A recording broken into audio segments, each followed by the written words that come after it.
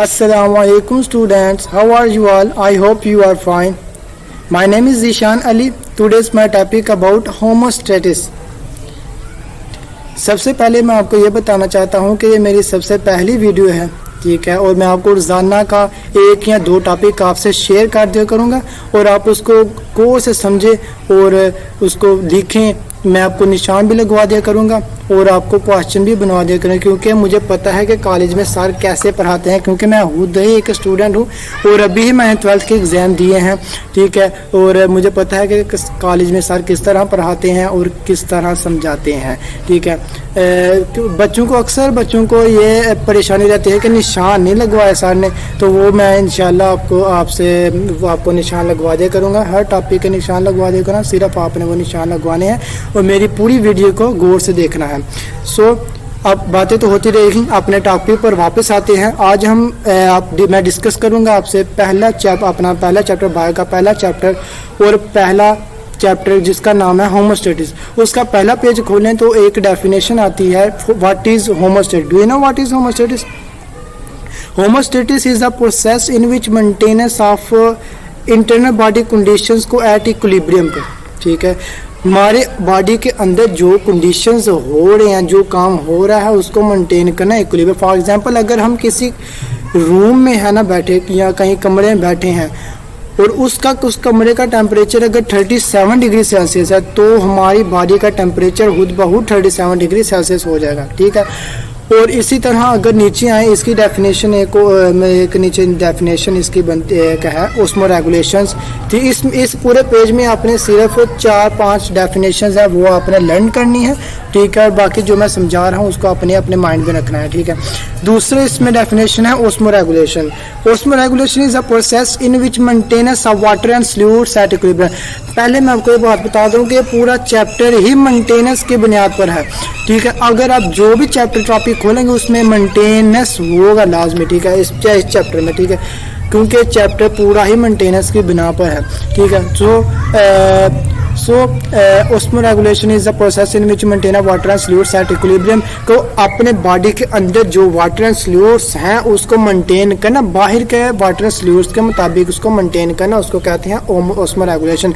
And thermoregulation is the maintenance of internal body conditions को equilibrium के ऊपर, ठीक है। जो हमारा टेम्परेचर है, अभी मैंने जो होमोस्टेसिस की जो एग्जांपल बताई है कि 37 डिग्री सेल्सियस अगर रूम का टेम्परेचर होगा तो हमारे बॉडी टेम्परेचर खुद ब खुद 37 डिग्री सेल्सियस होगी। इस मेंटेनेंस किया उन्होंने, ठीक है। इसी वजह से इस सारे प्रोसेस को कहते हैं होमोस्टेसिस। अब नेक्स्ट पेज पर आए तो एक टॉपिक है balance of water and fluids.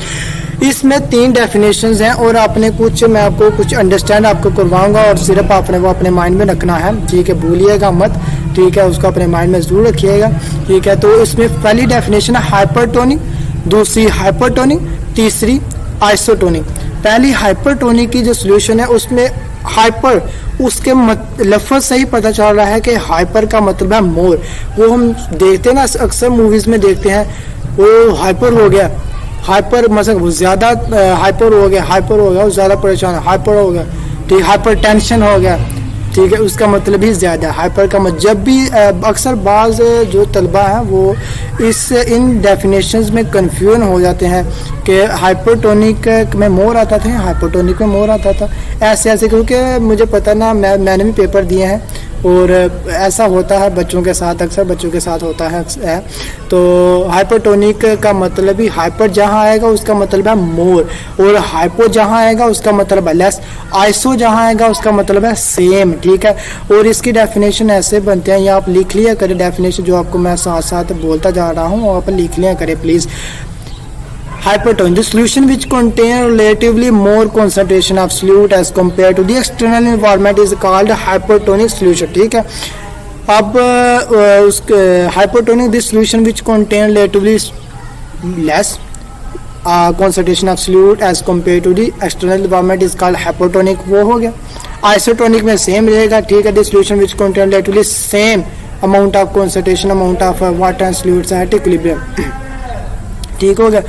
इसी तरह अब इसमें 3 डायग्राम्स नीचे दी हुई हैं, एक में टर्जिड सेल दिया हुआ है, एक में नॉर्मल सेल दिया हुआ है, एक में श्रिंक सेल दिया हुआ है।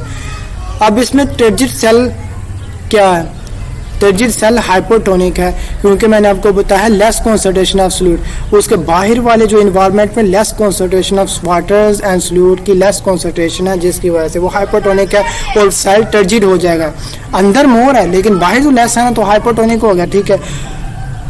आइसोटोनिक में नॉर्मल रहेगा, जितना बाहर वाटर सॉल्यूट है उतना ही अंदर वाटर सॉल्यूट रहेगा।